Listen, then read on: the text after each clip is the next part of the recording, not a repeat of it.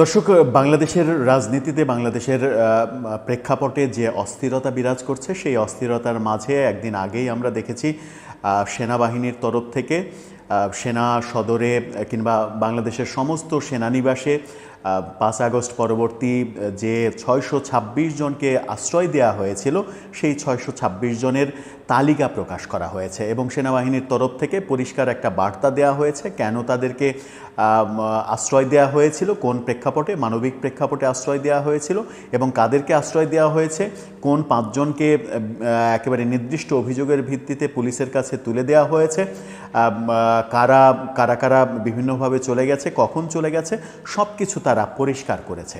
যে লিস্টটা তারা দিয়েছে তার মধ্যে 70-71 জন পারিবারিক সদস্য, বাকিগুলো হচ্ছে মূল সদস্য।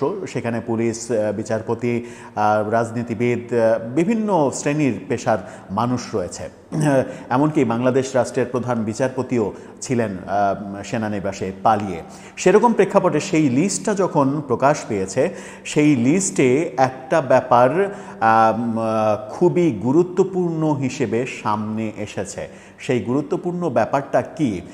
যদি লিস্টের প্রথম পাতাতে তাকানো যায় তাহলে দেখা যাবে যে সেখানে প্রধান বিচারপতির নাম রয়েছে। প্রধান বিচারপতি যখন সেনানিবাসে পালিয়েছিলেন তখন বাংলাদেশ নামক রাষ্ট্রে যে সাংবিধানিক শূন্যতা তৈরি হয়েছিল, নতুন সরকার কি হবে, একটা সরকারের প্রধান চলে গেছেন, নতুন সরকার কিভাবে আসবে, কারণ সংবিধানে তত্ত্বাবধায়ক সরকার কিংবা অন্তর্বর্তীকালীন সরকার এই টার্ম নেই। সেখানে রাষ্ট্রপতির একমাত্র করণীয় ছিল 106 অনুচ্ছেদ অনুযায়ী সুপ্রিম কোর্টের রেফারেন্স চাওয়া, সুপ্রিম কোর্ট মানে প্রধান বিচারপতির কাছেই সেটা পাঠানো। কিন্তু প্রধান বিচারপতি তখন সেনানিবাসে পালিয়েছিলেন।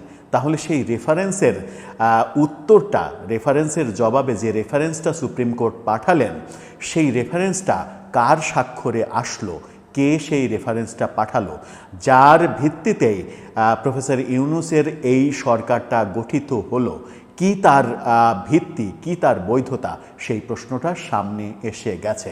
মারাত্মক সেই প্রশ্নটার উত্তর খোঁজার চেষ্টা করব এই ভিডিওতে। থাকবেন পলিটিক্স টিভির নিয়মিত আয়োজনে।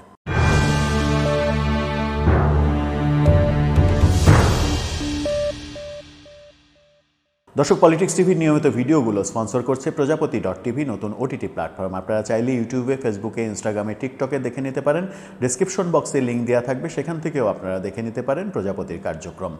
চলে যাচ্ছি মূল ভিডিওতে। বলছিলাম 106 অনুচ্ছেদের কথা। 106 অনুচ্ছেদে কি লেখা আছে একটু আপনারা স্ক্রিনশটটা দেখে নিন। 106 অনুচ্ছেদে মূলত যেটা লেখা আছে সেটা হচ্ছে যে রাষ্ট্রপতি যদি এই ধরনের সাংবিধানিক সংকটে পড়েন যে তার সংবিধানে তার কোনো সমাধান নাই, তাহলে তিনি সুপ্রিম কোর্টের কাছে, সুপ্রিম কোর্টে একটা রেফারেন্স চাইতে পারেন, যে সুপ্রিম কোর্টকে তিনি বলবেন যে এই ধরনের সাংবিধানিক শূন্যতাই আমি পড়েছি, আমি এখন কিভাবে এটা উতরাতে পারি। আর রাষ্ট্রপতি 106 অনুচ্ছেদের বিচারে সুপ্রিম কোর্টের কাছে রেফারেন্স চেয়েছিলেন। রেফারেন্স চেয়েছিলেন কোন ইস্যুতে? বাংলাদেশের সংবিধানে তত্ত্বাবধায়ক সরকার ব্যবস্থা নেই, অন্তর্বর্তীকালীন সরকার ব্যবস্থা নেই, সেই ক্ষেত্রে রাষ্ট্রপতি কি করে, রাষ্ট্রপতি কি করে নতুন সরকার গঠন করবে। সুপ্রিম কোর্ট রেফারেন্স পাঠালেন, সুপ্রিম কোর্ট থেকে রেফারেন্স পাঠানো হলো এবং সেই রেফারেন্সে যেটা লেখা ছিল সেটা হচ্ছে যে, মোদ্দা কথাই যেটা লেখা ছিল সেটা হচ্ছে যে এইরকম ক্রাইসিস মোমেন্টে শুধুমাত্র নির্বাহী কাজ পরিচালনার জন্য আপনি একটি উপদেষ্টা পরিষদ গঠন করতে পারেন এবং সেখানে প্রধান উপদেষ্টা সহ অন্যান্য উপদেষ্টাদের শপথ বাক্য পাঠ করাতে পারেন। রাষ্ট্রপতিকে এই রেফারেন্স সুপ্রিম কোর্ট থেকে পাঠানো হয়েছিল। তো সুপ্রিম কোর্ট থেকে রেফারেন্সটা কে পাঠাবেন, কার স্বাক্ষরে আসবে রেফারেন্সটা? প্রধান বিচারপতির স্বাক্ষরে আসবে।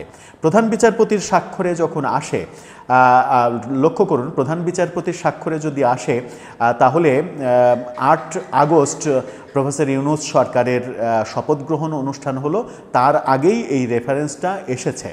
তার আগে এই রেফারেন্সটা যদি আসে তাহলে সেনানিবাস থেকে প্রাপ্ত কাগজের ভিত্তিতে সেনানিবাস যে তালিকা 626 জনের যে তালিকা প্রকাশ করেছে সেই তালিকায় 17 নম্বর লিস্টে ওবায়দুল হাসান, বিচারপতি ওবায়দুল হাসান, সাবেক প্রধান বিচারপতি পরিবার সহ এই 17 নম্বরে তার নাম রয়েছে।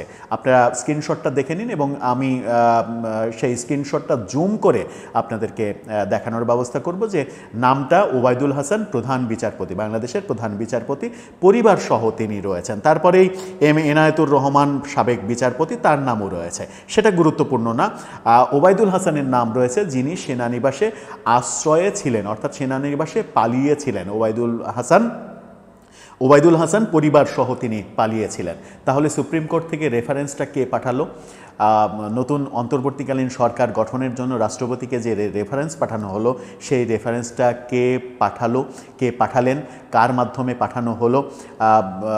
আইন উপদেষ্টা আসিফ নজরুলকে এর আগেও এই ধরনের প্রশ্ন করা হয়েছিল, কিন্তু তিনি তখন উত্তর দিয়েছিলেন যে সেই রেফারেন্সের কাগজ বঙ্গভবনে আছে, রাষ্ট্রপতির কাছে আছে। কিন্তু এই ব্যাপারে এরপরে আর কোনো বিতর্ক তৈরি হয়নি, এরপরে আর কোনো অবস্থানও তৈরি হয়নি, কেউ প্রশ্নও তোলেনি। কিন্তু সেনাবাহিনীর যখন লিস্টটা প্রকাশ হলো, সেনাবাহিনীর লিস্টে যখন ওবায়দুল হাসানের নাম স্পষ্টভাবে লেখা যে তিনি সেই সময় সেনানিবাসে পালিয়েছিলেন, তখন প্রশ্ন জাগেই তাহলে কি সুপ্রিম কোর্টের রেফারেন্সটা ওবায়দুল হাসান, বিচারপতি ওবায়দুল হাসান পাঠাননি? তাহলে কে পাঠিয়েছে?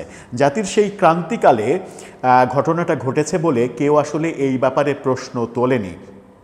কিন্তু যে প্রশ্নটা আসবে এই সরকারের বিদায়ের পরে, যে সরকার আসবে আগামী নির্বাচনের পরে, যে সরকার আসবে সেই সরকার ব্যাপারটাকে কিভাবে দেবে, সেই সরকার এই ব্যাপারটাকে কিভাবে বৈধতা দেবে? কারণ হচ্ছে যে এই অন্তর্বর্তীকালীন সরকারের, যেহেতু সুপ্রিম কোর্টের রেফারেন্স অনুযায়ী এই সরকার গঠিত হয়েছে, সংবিধানের বাইরে এই সরকার গঠিত হয়েছে, সেহেতু এই সরকারকে বৈধতা দিতে হবে পরবর্তী সংসদে। তো পরবর্তী সংসদে কোন কাগজপত্রের ভিত্তিতে পরবর্তী সরকার বৈধতা দেবে, এই প্রশ্নটা সামনে এসে যায়। আরেকটা প্রশ্ন সামনে এসে যায়, সেটা হচ্ছে যে যদি ওবায়দুল হাসান সেনানিবাসে পালিয়ে থাকা অবস্থায় এটা হয়ে থাকে, তার মানে এই কাগজ যদি না থেকে থাকে, কিংবা এই কাগজ ওবায়দুল হাসানের স্বাক্ষর যদি অন্য কেউ করে থাকেন, তাহলে পরবর্তীতে এই সরকারে যারা আছেন, প্রফেসর ইউনূসের সরকারে যারা আছেন, তাদের প্রতিপক্ষ হিসেবে যাদেরকে ধরা হয়, তারা যদি কখনো রাষ্ট্র ক্ষমতায় আসে, তাহলে কি সেদিন এই 2024-এর আগস্টের এই ইতিহাসটা আবার পুনরুজ্জীবিত করে ব্যাপারটা নিয়ে চাঞ্চল্যের সৃষ্টি করার চেষ্টা করবে না? করতেও পারে, কারণ বাংলাদেশের রাজনৈতিক ইতিহাসে হিংসা, প্রতিহিংসা, এই ব্যাপারগুলো সব সময় আমরা দেখেছি। যখন যে সরকার আসে, আগের সরকারের উপরে তাদের বিদ্বেষ তৈরি হয়, এবং বর্তমান সরকার চলে গেলে পরবর্তী সরকার আসলে পরবর্তী সরকার আবার এই বর্তমান সরকারের উপরে নানা ধরনের বিদ্বেষ পোষণ করে। এই দৃশ্য আমরা স্বাধীনতার পর থেকেই দেখে আসছি বিভিন্ন সরকারের বিভিন্ন সময়।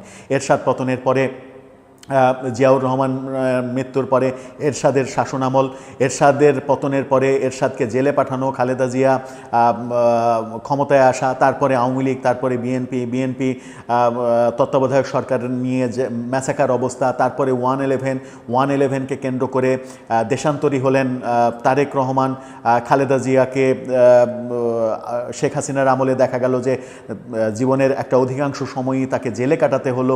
আবার এখন যখন আওয়ামী লীগ সরকারের পতন হলো, তখন আওয়ামী লীগের লোকজন পালিয়ে বেড়াচ্ছে। এই বাস্তবতাকে তো আমাদের বাংলাদেশের রাজনীতিতে দেখেই আসছি। এই বাস্তবতা যখন দেখে আসছি, তখন সুপ্রিম কোর্টের এই রেফারেন্সের বিষয়টা নতুন কোনো সংকট তৈরি করবে কিনা, সেটা হয়তো সময়ই বলে দেবে। তবে সেনাবাহিনীর এই লিস্ট, যে লিস্টটা আমার মনে হয় যে সরকার এবং এনসিপির পীড়াপিড়িতেই এবং নানা ধরনের অপপ্রচারের ভিত্তিতেই এই লিস্টটা জনসম্মুখে দিয়ে দেওয়া হয়েছে।